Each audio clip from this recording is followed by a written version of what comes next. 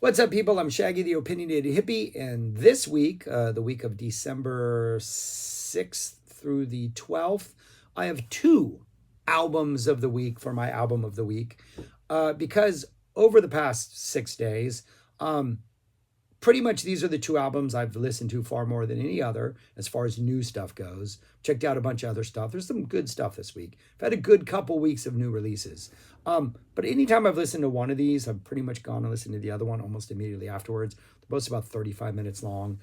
And different genres of music, but they both have quite the same vibe. One is, I don't think I've ever heard his name pronounced, Drakeo the ruler, rapper, was assassinated a couple years ago. This is actually his second album that's been released of his material since he was killed. He once released an album from prison in which he recorded the entire thing over the phone, and because apparently the length of a phone call in prison is like a minute and a half, all of his bars were in like 90-second increments or something like that. Absolutely fascinating, fascinating album. That was from what? That was from pre-COVID, right? Well, obviously it was before he passed away. That was a fantastic album. Forgot what that was called, but it was absolutely amazing. And then that even might have been just a mixtape, but I don't know. But anyways, yeah. Thank you for using GTL. Came out in 2020, so yeah, absolutely amazing. It's streaming. It's on. You can get it downloaded. So he has a new one called The Undisputed Truth. And then the other one, which I have this week, is by an artist named Advance Bass. That's his artist name. His actual name is Owen Ashworth. He's been recording for decades. But this album is really like an low-key electronic singer-songwriter album in which half the tracks on here are literally just like a keyboard and like a synthesizer, maybe some samples, maybe a piano, but this really low key, highly repetitive, very just bare bones musical accompaniment with just stories. Like, I don't think any of these are actual quote unquote songs with a verse, chorus, verse, chorus. I don't think that exists anywhere on this album. It's all really like he wrote a bunch of short stories and just recorded them, sat down at a piano and just recorded them, and maybe later added a synthesizer. Or as we go through the album, some drum beats have finally come in. Brian's Golden Hour, song 7, all of a sudden we have like a drum machine and it feels like an entire orchestra has showed up.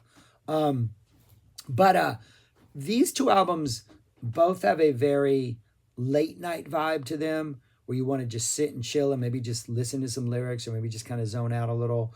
It's been cold here in Texas. Has a very turn on the heater and snuggle up and just kind of listen to these stories and listen to these like two artists. Like, one of them shares stories, kind of their personal life as it's gone through these stories about this fictional place called Richmond, which is the singer-songwriter thing with Advanced Bass. And then Drakeo the Ruler, just more personal stuff, just more about being in the scene, people coming at him, getting in beef with people. And one of the lines that jumps out is, I waved the right flag. He waved the white flag. That's hard to say for some reason. He waved the white flag and I shot a hole in it. So that's where Drakeo's coming from. I'm sorry if I'm mispronouncing that. But both of these have really utterly compelling voices in the center of them. Advanced Bass, the first song is called The Year I Lived in Richmond. And during this year that he lived in Richmond, apparently this is not a Richmond that exists. It's a fictional town. There was a serial killer. Eventually he was caught and killed. But it really almost seems like as we go through these songs that there's this like threat of just danger or violence or just something not right that just kind of seeps through all of these stories that he goes through. Musically, it reminds me of Benji by Sun Kill Moon. Just this endless series of kind of depressing stories. The lyrics in here are not as wordy as Benji. The stories are a lot more centered around this year he spent in Richmond, and they do seem to be about like this central cast of characters in this one spot. And they also, in a weird way, reminds me of the movie Gummo. If you've not seen Gummo, that image should compel you to want to go see it because it is one of the most unsettling, unforgettable, disturbing movies. But Gummo is about a town, I believe in Oklahoma, somewhere in the Midwest here in the States, that got ravished by a series of tornadoes. And there's no real plot explained, but the conceit behind the movie is this small town months, if not a year, years after it was just ravaged by these tornadoes, and kind of how these small town characters try to pick up the pieces. It's a pretty depressing movie, some pretty powerful images, but that's what this album sounds like. It's not the most uplifting thing. The songs are called "How You Got Your Picture on the Wall," the one about the rabbit in the snow, Andrew and Megan, but they're really low key. It almost seems like you're just sitting around a fire and some guy's playing like just this like little synthesizer or electric piano and telling you stories that he wrote earlier, scribbled in his notebook, and he's just reading them off his notebook. A melody or two catches your ear every once in a while that you can maybe hum, but for the most part, it's just about Owen Ashworth, the storyteller, the stories he's telling. He draws you in. They're compelling.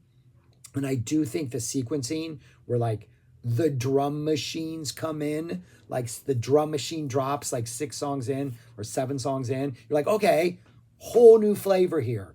Though the other flavors are all pretty similar. Then there is one song, Premonition, which is pretty much just a 4 minutes of like a slow burning rise, just all of a sudden just noise coming in, and then we get one more song, Richmond, to close it out. It's not overwhelming. It's not like cacophonous. It's a pretty intimate, character-driven, story-driven, just a really cool sounding album that kind of it kind of sounds like maybe it could be something that was just dropped on the internet and it got released. It has a very intimate, personal, independent quality about it, but it works. It's like 35 minutes long, maybe 36. It's one of those I want to listen to it again when I'm done because it just, I don't know, there's something really comforting about it. And kind of the same thing goes for Drakeo the Ruler's album. His beats have always been somewhat minimal, somewhat low key. These are not beats you're dropping in a club and everybody's dancing to. It almost seems like he recorded this stuff without beats and then somebody just said, hey, this works best for this, and just laid stuff under it. For the most part, it is him. I think there's one guest MC on one of the tracks, maybe 2 of the tracks, but anytime another guest MC shows up, I'm on any Drakeo stuff, I'm just like, no, I just want his voice. He's got a very, kind of reminds me of the stuff on Advanced Bass. He's got a really low key, kind of like this, kind of just telling you a story. It's almost like you're just like 1 a.m. in the morning. He's just sitting around and he's telling you stories about his life. A lot of his lyrics are very repetitive. It almost seems like he's telling the same stories over and over just to make sure you understand what he's saying. Not really like a verse chorus type situation, but he's just like, I really like that a lot, I'm going to do it again. I really like that a lot, I'm going to do it again. I really like that verse a lot, I'm going to do it again. And it has this almost like hallucinogenic, trippy psych quality about it because he's just like weaving these like same lines over and over and over again. I don't know, almost like a Dylan-esque type thing. Where Dylan would have like the same endings, would like tell a whole bunch of lyrics and end with the same 2 lines, then come back and through and end with the same 2 lines. Though the repetitiveness on the Drakeo, sorry if I'm pronouncing this wrong. I want to call it Drakeo, Draco. I have no idea. But the Rulers album, DTR. But yeah, you get all kinds of, there's some violence in here. You get, if you like your stuff G-rated, this is not for you. He's free with his language. So if that's an issue for you, every once in a while you get some little more upbeat stuff, but it is pretty much low key. It does feel very personal. He's got jokes in there every once in a while. A lot of pop culture references, some really clever wordplay. But he's just, I don't know, it all seems very purposeful. It all seems very like, I got to get this off my chest. I got something I have to say. And the fact that I don't know the story behind this album. I don't know if he had intended to release this before he was killed. I don't know, if this is something that's been sitting around and somebody cleaned it up. I imagine it's just a bunch of tracks he had and somebody compiled them. But they did a good job because other than the fact that the first song is called, I think it's called Perfect Eulogy or something along that line, it's weird to open up with a track called Eulogy in which he's performing it, knowing that he's passed away. The sequencing on here works. The flow works. It ends with like a spoken word track, him going off. That it works, kind of complaining about the music business, about him like sitting on tracks for 2 years, and by the time he gets around to releasing them, everybody, the entire game's going to be moved on because people are doing new stuff, which is kind of ironic because somebody sat on these for a couple years and then they released it because he wasn't around, and it doesn't feel like the rest of the rap world has moved on. I mean, Kendrick, essentially got rid of a rapper for us and ended that person's career and then dropped an awesome new album. But this still feels very relevant. It's funny at times. It's heartbreaking at times. It's very personal. The beats are pretty much low key, but at the same time, if you listen to them on headphones, there's a lot going on. There's a lot of little like details that are added that are not going to overwhelm you, are just there to like service the lyrics, but do so very, very well. And I just think that these two albums, just absolutely Advanced Bass, Drakeo the Rulers, these two albums just complement each other really well and help sort of highlight. I know there's a lot of people, I have a lot of friends who still don't listen to hip hop and rap today, who are my Deadhead friends or my metal friends, or my prog friends from, prog things, or even my jazz friends who just discount rap and hip hop as not being music and blah, blah, blah, and all that stuff, which I think is just a tired conversation. But I think comparing something like this, the intimacy of this, the personalness of this, just pretty much the bare bones aesthetic of this with something like Advanced Bass, which clearly is music, right? I mean, guys playing instruments. I think it helps build that bridge between genres, because really in the perfect world, we just celebrate all music, right? Because we all have our own different tastes. But I really like both these albums. I think they're both good listens. They're both good hangs. They demand your attention in a good way. Like if you do manage to check out for a couple minutes, you can get back in and still be engaged, and they're not going to like give you a headache or bombast you with anything. But they're really, really good listens, and they're my albums of the week for this week. And I urge you to check them out. They're on streaming. You can get them on Bandcamp.